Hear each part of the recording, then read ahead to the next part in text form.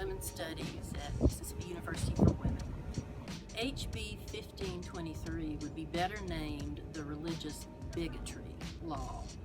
It does nothing to protect the religious freedom of anyone, but it allows people who have a very narrow view of Christianity to discriminate against people who do not fit their role of what a human being is.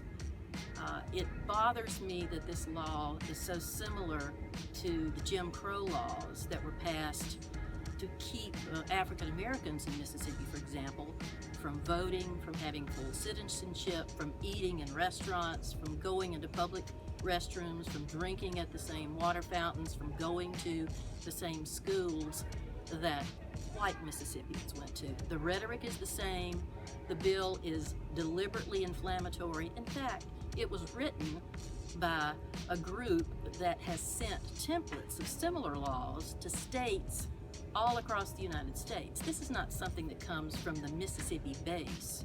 It came from outside Mississippi, and a certain group of Mississippians decided it reflected their beliefs. I'm a committed, believing person of faith. I'm a Christian. I regularly attend church. I believe in the tenets of our faith. And for me, the most important one is you should love your neighbor as yourself. If we can't do that, we aren't exhibiting Christian love, and we're not doing what our Christian religion tells us to do. I don't consider myself the type of Christian that looks at certain groups in the population who are different from me as less than me.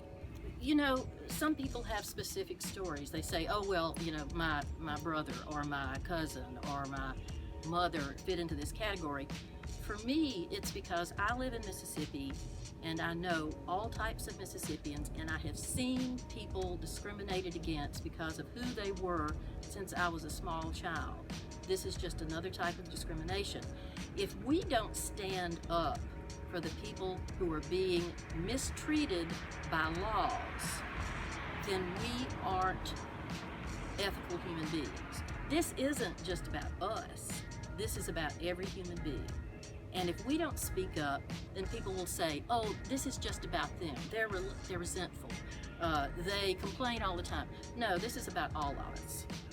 And I would stand up not only for this particular group, but for other groups who are being treated as second class or third class or fifth class citizens.